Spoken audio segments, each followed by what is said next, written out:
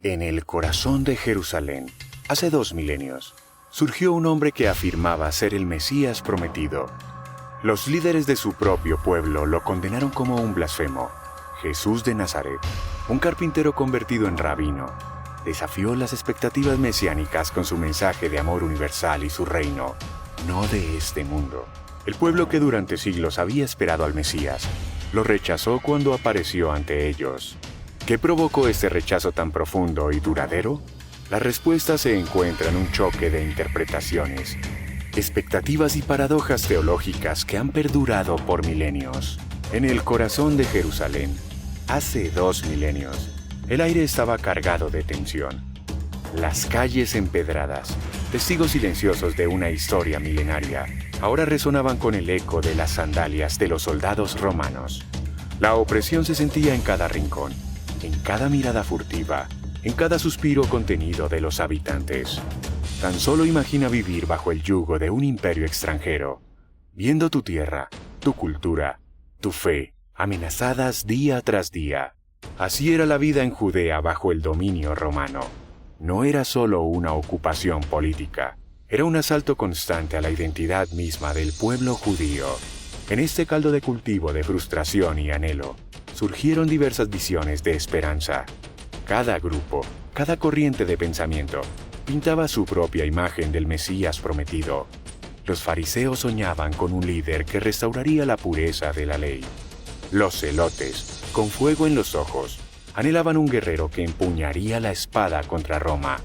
Los esenios, en su aislamiento ascético, esperaban un sacerdote que purificaría el culto. Pero la idea más extendida, la que hacía latir el corazón de la mayoría, era la de un rey poderoso, un nuevo David que liberaría a Israel y restauraría su gloria. ¿Acaso no habían profetizado Isaías y Jeremías sobre un gobernante justo que traería paz y prosperidad? Sin embargo, la realidad que se desarrolló ante sus ojos fue radicalmente diferente. En lugar de un rey conquistador, apareció un carpintero de Nazaret. En vez de llamar a las armas, hablaba de amor al enemigo. ¿Cómo reconciliar estas aparentes contradicciones?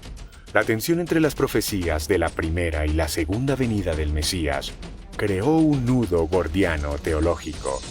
Jesús cumplía algunas profecías de manera asombrosa. Nació en Belén, descendía de David, realizaba milagros. Pero, ¿dónde estaba el reino de paz mundial? ¿Dónde la reunión de los exiliados? ¿Dónde la reconstrucción del templo? El viaje del héroe, que muchos esperaban, se invirtió de manera desconcertante. En lugar de un ascenso glorioso al trono, Jesús tomó el camino del siervo sufriente, sino para servir y dar su vida en rescate por muchos, declaró, desafiando las expectativas establecidas. Esta paradoja del Mesías sufriente se convirtió en una piedra del tropiezo para muchos. ¿Cómo podía el ungido de Dios terminar en una cruz romana, símbolo de maldición y vergüenza?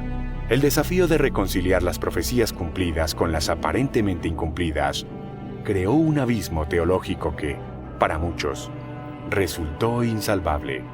Así, en las calles de Jerusalén, en las sinagogas de Galilea, en los hogares de Judea, se libraba una batalla interna, una lucha entre la esperanza y la confusión, entre la fe y la duda.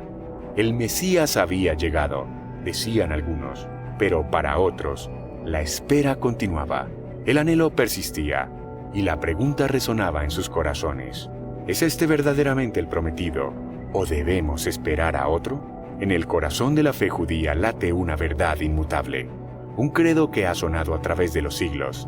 Shema Israel, Adonai Eloheinu, Adonai Echad. Escuchad, Israel, el Señor nuestro Dios, el Señor uno es. Esta declaración, grabada en el alma de cada judío, es la piedra angular del monoteísmo más estricto. Un Dios único, indivisible, trascendente. Ahora, imagina la conmoción cuando un hombre de Galilea comienza a hacer afirmaciones que parecen desafiar esta verdad fundamental. Yo y el Padre somos uno, declara Jesús. Antes que Abraham fuera, yo soy. Palabras que caen como truenos en los oídos de los líderes religiosos. ¿Cómo puede un hombre equipararse a Dios sin cometer blasfemia? El concepto de encarnación divina era completamente ajeno al pensamiento judío. Si Dios se había manifestado en formas diversas, en la zarza ardiente, en la nube en el desierto, pero asumir forma humana permanentemente, eso parecía disminuir la grandeza y trascendencia del Creador. Era como intentar contener el océano en un vaso de agua. La adoración que los seguidores de Jesús le rendían sonaba idolatría en los oídos judíos. ¿Acaso no era este el pecado por el que sus antepasados habían sido castigados una y otra vez? El segundo mandamiento era claro: no tendrás otros dioses delante de mí. ¿Cómo podrían justificar la veneración de un hombre, por extraordinario que fuera? Y luego está el enigma de la Trinidad, un concepto que se desarrollaría gradualmente en los siglos posteriores. Para la mente judía, entrenada en la unicidad absoluta de Dios, la idea de tres personas en un solo Dios sonaba a politeísmo disfrazado. Era como intentar cuadrar un círculo teológico. El uso que Jesús hace de "yo soy" es particularmente provocativo. No es una frase cualquiera, es el nombre sagrado que Dios reveló a Moisés en la zarza ardiente. Al usarlo, Jesús no solo afirmaba preexistencia, sino que se envolvía en el manto de la divinidad misma. Para muchos, esto era cruzar una línea roja teológica. Todo esto crea una tensión palpable entre la trascendencia divina, tan central en el judaísmo, y la inmanencia que Jesús proclamaba. ¿Cómo podía el Dios infinito, creador de cielos y tierra, confinarse en los límites de la carne humana? Era un desafío no solo teológico, sino existencial. Esta tensión no era un mero ejercicio académico, tocaba el núcleo mismo de la identidad judía, su relación con Dios. Aceptar la divinidad de Jesús no era simplemente añadir una creencia más, era reconfigurar completamente su comprensión del Todopoderoso. Así, en las sinagogas y en las calles, en los hogares y en el templo se libraba una batalla espiritual e intelectual. ¿Era posible reconciliar estas ideas con la fe ancestral? ¿O eran mutuamente excluyentes? En el Israel del primer siglo, la ley no era simplemente un conjunto de reglas, era el latido mismo de la vida judía.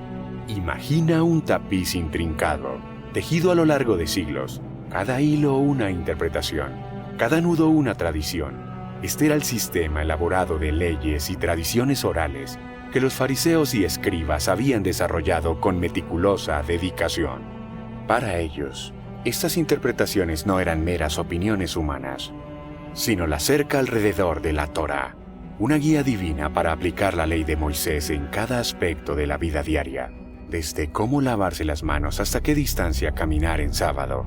Cada detalle estaba regulado, cada acción santificada. Entonces, llegó Jesús, y con él, un viento que sacudió este elaborado edificio. ¿Por qué quebrantan ustedes el mandamiento de Dios a causa de su tradición?, preguntó, desafiando abiertamente a los guardianes de la ley. Sus palabras cayeron como un rayo en un día despejado, electrizando a unos y escandalizando a otros. El enfoque de Jesús era radicalmente diferente. Él buscaba la intención detrás de la ley, el espíritu que daba vida a la letra. El sábado fue hecho para el hombre, no el hombre para el sábado, declaró, invirtiendo la lógica establecida. Para muchos, esto sonaba a herejía. ¿Acaso no era el sábado un pacto eterno, un signo entre Dios y su pueblo? La controversia sobre las leyes subáticas llegó a su punto álgido cuando Jesús sanó en sábado. Para los líderes religiosos, esto era una violación flagrante de la ley. Pero Jesús argumentaba: ¿qué está permitido en sábado? ¿Hacer el bien o hacer el mal? ¿Salvar una vida o destruirla? Su lógica era impecable, pero desafiaba signos de interpretación tradicional. La reinterpretación de Jesús chocaba frontalmente con la observancia literal que muchos consideraban esencial para la santidad. Han oído que se dijo, pero yo les digo, repetía una y otra vez en el Sermón del Monte, asumiendo una autoridad que muchos consideraban presuntuosa. ¿Quién era él para reinterpretar la ley dada por Dios mismo? Este enfoque no solo desafiaba interpretaciones específicas, cuestionaba la autoridad misma de los líderes religiosos establecidos. Era como si alguien entrara a tu casa y empezara a rearreglar los muebles, diciendo que así es como siempre debieron estar. La tensión entre el espíritu y la letra de la ley se hizo palpable. Jesús insistía en que no había venido a abolir la ley, sino a cumplirla. Pero su interpretación, centrada en el amor y la misericordia, parecía a muchos una relajación peligrosa de los estándares divinos. En las calles de Jerusalén, en los campos de Galilea, en cada rincón de la tierra prometida, latía una esperanza inquebrantable: la restauración del reino de Israel. No era un simple sueño político, era la promesa de Dios hecha tangible. El pueblo anhelaba ver las águilas romanas derribadas, el trono de David restaurado, la gloria de Salomón revivida. En medio de este fervor nacionalista, Jesús comenzó a hablar de un reino diferente. «Mi reino no es el de este mundo», declaró, dejando perplejos a seguidores y adversarios por igual. ¿Cómo podía el Mesías, el libertador prometido, hablar de un reino que parecía tan intangible? Era como ofrecer agua a alguien que moría de sed, solo para decirle que era un agua invisible. La actitud de Jesús hacia Roma desconcertaba aún más. «Den al César lo que es del César», enseñaba. Sumisión al opresor, para muchos, esto sonaba a traición. El Mesías debía liderar la revuelta, no aceptar el statu quo. ¿Dónde estaba el fuego de los macabeos? ¿El celo de Pinjas? La crucifixión fue el golpe final a las expectativas mesiánicas tradicionales. Ver al supuesto ungido Dios colgado en una cruz romana era más que una derrota, era una contradicción absoluta. El Mesías debía ser victorioso, no víctima. Debía coronarse, no ser coronado de espinas. La cruz parecía ser la antítesis misma de todo lo que el Mesías representaba. Esta realidad creó una tensión insoportable entre la visión de un reino espiritual y las expectativas de un reino terrenal. Jesús hablaba de una transformación del corazón, de una ciudadanía celestial, mientras el pueblo clamaba por la liberación política y restauración nacional. Era como si hablaran dos idiomas completamente diferentes. El mensaje de Jesús desafiaba frontalmente las expectativas nacionalistas. En lugar de prometer la derrota de Roma, hablaba de amar a los enemigos. En vez de restaurar las fronteras de Israel, borraba las líneas entre el judío y gentil. Era una expansión del concepto de pueblo de Dios que muchos encontraban difícil de digerir. Quizá lo más desconcertante era la paradoja de un Mesías que predicaba el amor a los enemigos. Amen a sus enemigos y oren por quienes los persiguen, enseñaba a Jesús. En un contexto de opresión y resistencia, estas palabras sonaban casi como locura. ¿Amar a los romanos? ¿Orar por los colaboradores? Era pedir lo imposible. Esta visión del reino desafiaba no solo la política, sino la identidad misma de Israel como una nación elegida. Jesús parecía estar redefiniendo qué significaba ser el pueblo de Dios, expandiendo los límites más allá de la etnia y la geografía. Para muchos, esto era diluir la promesa, traicionar el pacto. Así, el concepto del reino de Dios que Jesús predicaba creaba un abismo entre las expectativas arraigadas y la nueva realidad que él proponía. No era simplemente un desacuerdo político, era un choque de visiones del mundo, de comprensiones de la historia y del destino de Israel. En las sinagogas y en las plazas, en los campos y en el templo, la gente se preguntaba: ¿es este el reino que esperábamos? ¿Puede un reino no de este mundo satisfacer las promesas terrenales de Dios? La respuesta a estas preguntas determinaría no solo el destino de Jesús, sino el curso futuro de la fe en el Dios de Israel. En el corazón de Jerusalén, en una colina llamada Gólgota, se alzaba un símbolo de vergüenza y maldición: la cruz. Para los judíos del siglo I, no habría imagen más repulsiva, más contradictoria con la idea del Mesías. La ley de Moisés era clara: maldito todo el que es colgado de un madero. ¿Cómo podía el ungido de Dios terminar en tal instrumento de ignominia? La idea de un Mesías sufriente no era completamente ajena al pensamiento judío. Algunos rabinos hablaban de un Mesías ben José, que sufriría antes de la venida del triunfante Mesías ben David. Pero una cosa era sufrir y otra muy distinta morir en la cruz, el símbolo máximo de la maldición divina. Sin embargo, Los seguidores de Jesús comenzaron a interpretar la cruz de una manera radicalmente nueva. No era un símbolo de derrota, decían, sino el miedo de expiación por los pecados del mundo. Cristo nos redimió de la maldición de la ley, haciéndose maldición por nosotros, escribiría Pablo. Pero, ¿cómo reconciliar esta idea con siglos de teología judía? El concepto de un Dios que sufre presentaba un desafío teológico monumental. En la tradición judía, Dios era el Todopoderoso e inmutable, el que no podía ser tocado por el sufrimiento humano. La idea de que el Creador mismo pudiera experimentar dolor y muerte era, para muchos, simplemente inconcebible. Esta nueva interpretación creaba una tensión aguda entre las nociones de sacrificio y victoria. El Mesías debía ser un conquistador, un rey poderoso. ¿Cómo podía la derrota aparente en la cruz ser en realidad el mayor triunfo? Era como decir que la oscuridad es luz, que la derrota es victoria. La paradoja de la debilidad divina era igualmente desconcertante. Cuando soy débil, entonces soy fuerte, escribiría Pablo, inadvirtiendo toda lógica humana. La idea de que Dios pudiera manifestar su poder supremo a través de la aparente debilidad de la cruz era un concepto que desafiaba siglos de expectativas mesiánicas. Para muchos judíos, la cruz permanecía como un obstáculo insuperable para aceptar a Jesús como el Mesías. Era la piedra de tropiezo profetizada por Isaías.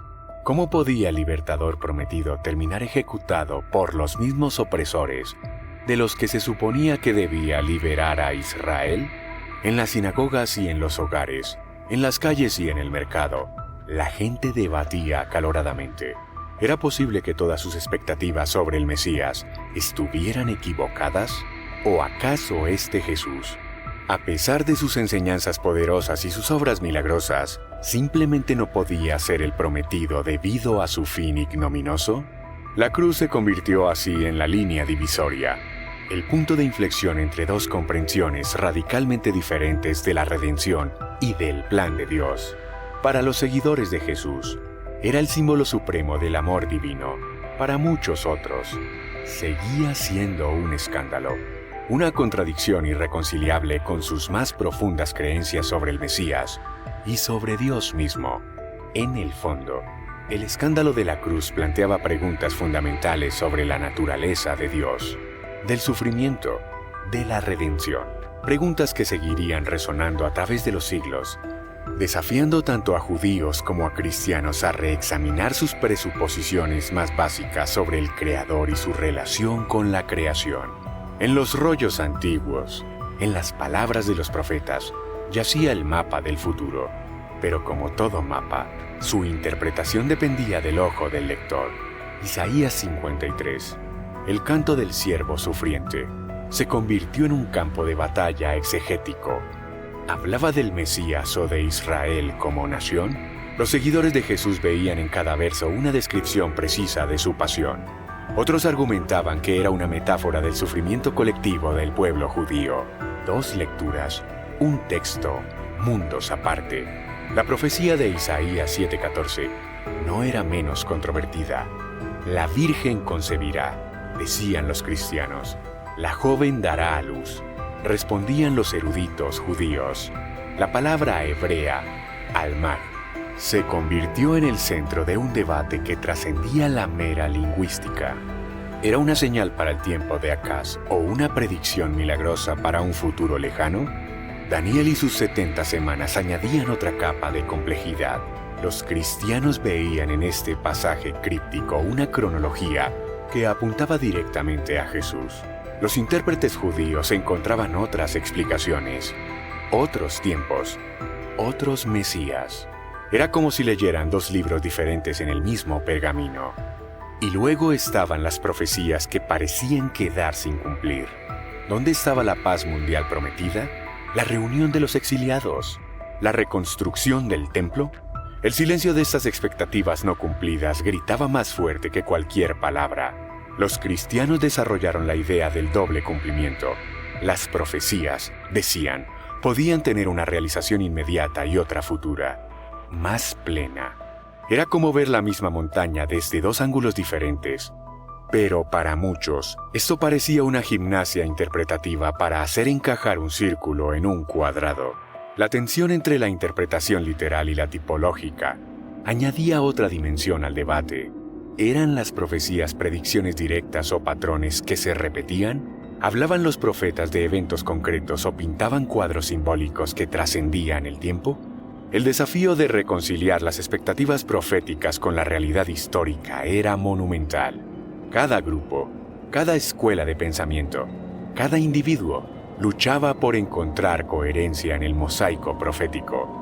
Era como tratar de armar un rompecabezas donde las piezas parecían caminar de forma según quien las mirara. En las escuelas rabínicas y en las primeras comunidades cristianas, en los debates públicos y en las reflexiones privadas, la gente buscaba respuestas. ¿Cómo podían las mismas palabras inspirar interpretaciones tan divergentes? ¿Era posible que ambos lados tuvieran parte de la verdad? La interpretación de las profecías mesiánicas se convirtió así en un espejo que reflejaba las esperanzas, los temores y las presuposiciones más profundas de cada comunidad. No era solo una cuestión de hermenéutica, era una búsqueda de identidad, de propósito, de destino. Al final, la forma en que cada uno leía los antiguos rollos decía tanto sobre el lector como sobre el texto mismo. Y en medio de este laberinto interpretativo, la figura de Jesús seguía desafiando, inspirando y dividiendo. Un enigma profético encarnado que seguía pidiendo a cada generación una respuesta. En el corazón de las expectativas mesiánicas latía una verdad innegociable. El Mesías debía ser hijo de David. Esta no era una mera preferencia. Era una promesa divina, grabada en la memoria colectiva de Israel. El futuro rey, el libertador prometido, llevaría en sus venas la sangre real del pastor convertido en monarca. Pero he aquí el dilema que sacudió los cimientos de esta certeza. Jesús, el supuesto Mesías, presentaba una genealogía que trazaba su linaje hasta David, a través de José. Sin embargo, José no era su padre biológico. ¿Cómo reconciliar la concepción virginal con la necesidad de una descendencia davídica directa? Era como intentar cruzar un puente que se desvanecía en el aire. La tradición judía, con su énfasis en la línea paterna para determinar la herencia tribal y real, se encontraba en un callejón sin salida. Algunos argumentaban que María también era descendiente de David, pero esto no abría otra caja de Pandora. ¿Podía la genealogía materna conferir el derecho al trono? Era navegar en aguas desconocidas en la ley judía. El desafío legal era formidable. La herencia del trono davídico no era un tecnicismo, era el cumplimiento de un pacto divino. Si Jesús no era el hijo biológico de José, ¿cómo podía reclamar legítimamente el cetro de David? Era como presentarse a una coronación sin la sangre real que la justificara. Esta situación creaba una tensión palpable entre la profecía y la biología. Las escrituras habían predicho tanto la concepción virginal como la descendencia davídica. Pero, ¿cómo podían ambas ser ciertas simultáneamente? Era como tratar de cuadrar un círculo profético. La paradoja de un Mesías sin padre humano desafiaba siglos de expectativas. En la mentalidad judía, la identidad y el linaje se transmitían de padre a hijo. Un Mesías concebido virginalmente era un concepto alienígena que parecía más cercano a los mitos paganos que a la sobria teología hebrea. Este obstáculo genealógico se convirtió en una barrera significativa para la aceptación judía de Jesús como el Mesías. Para muchos, era simplemente imposible reconciliar la concepción virginal con los requisitos proféticos y legales del Mesías davídico. En las sinagogas y en los hogares, en las escuelas rabínicas y en las plazas públicas, el debate ardía. ¿Era posible que el Mesías cumpliera las profecías de una manera tan inesperada? ¿O acaso esta aparente contradicción era prueba de que Jesús no podía ser el prometido? Algunos buscaban soluciones creativas. ¿Podría la adopción legal por parte de José conferir los derechos dinásticos? ¿Existía algún precedente en la historia de Israel para una situación tan única? Cada respuesta parecía generar más preguntas. Al final, la cuestión de la genealogía y la concepción virginal se convirtió en un microcosmos de la división más amplia entre aquellos que aceptaban a Jesús como el Mesías y aquellos que no podían hacerlo. Era un recordatorio vívido de cómo las expectativas arraigadas podían chocar con una realidad inesperada, desafiando a cada individuo a reexaminar sus presuposiciones más básicas sobre la naturaleza del plan divino y la identidad del Mesías prometido. En las polvorientas calles de Galilea, Jesús comenzó su misión con un enfoque claro. He sido enviado solo a las ovejas perdidas de la casa de Israel. Sus palabras resonaban con la esperanza de restauración nacional, alimentando las expectativas de un Mesías exclusivamente para el pueblo judío. Era como si el escenario estuviera preparado para un drama puramente israelita. Pero el guión dio un giro inesperado. Pablo, el fariseo, convertido, llevó el mensaje más allá de las fronteras de Israel. De repente, los gentiles no solo eran espectadores, sino protagonistas en la historia de la redención. Este cambio sacudió los cimientos de la identidad judía. ¿Cómo podía el pacto, tan celosamente guardado, abrirse de repente a todos? La exclusividad largamente atesorada se enfrentaba ahora a un desafío sin precedentes. Siglos de separación de ser un pueblo apartado parecían disolverse. Era como si las murallas de Jerusalén, símbolos de la distinción de Israel, se derrumbaran ante sus ojos. La tensión entre el particularismo judío y el nuevo universalismo cristiano era palpable. ¿Cómo podía el Dios de Abraham, Isaac y Jacob ser repentinamente el Dios de todos? Esta expansión, aunque emocionante para algunos, parecía diluir la promesa para otros. Era como ver un tesoro familiar repartido entre extraños. Para muchos, esto olía a traición. Las promesas específicas hechas a Israel, ¿acaso no significaban nada? La idea de que los gentiles pudieran disfrutar de las bendiciones mesiánicas sin convertirse al judaísmo era revolucionaria y, para algunos, profundamente perturbadora.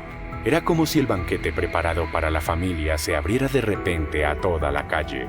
La paradoja era desconcertante. Un Mesías judío cuyos seguidores eran principalmente gentiles. ¿Cómo podía el cumplimiento de las esperanzas de Israel resultar en un movimiento que parecía alejarse de sus raíces judías? Era como si el río de la promesa cambiara repentinamente de curso, dejando su cauce original. Esta inclusión gentil se convirtió en un obstáculo significativo para la aceptación judía de Jesús como el Mesías. La idea de que los Goyim pudieran entrar en el pacto sin adoptar plenamente la ley mosaica era, para muchos, simplemente inconcebible. Era como si las reglas de juego cambiaran a mitad de la partida. En las sinagogas y en los mercados, en los hogares y en las escuelas rabínicas, el debate ardía. ¿Era esta universalización el cumplimiento de la promesa a Abraham de que todas las naciones serían bendecidas a través de su simiente? ¿O era una desviación del plan divino para Israel? La expansión del mensaje mesiánico plantea preguntas profundas sobre la naturaleza de la elección divina y el propósito de Israel en el plan de Dios. ¿Era posible que el particularismo y el universalismo coexistieran? ¿O eran mutuamente excluyentes? Al final, esta universalización del mensaje mesiánico se convirtió en una línea divisoria. Para los seguidores de Jesús, era la realización gloriosa de las promesas más amplias para Dios. Para muchos otros, era una desviación inaceptable del camino trazado por siglos de tradición y expectativa. En el corazón de este debate yacía no solo la identidad del Mesías, sino la identidad misma de Israel y su papel en el drama cósmico de la redención.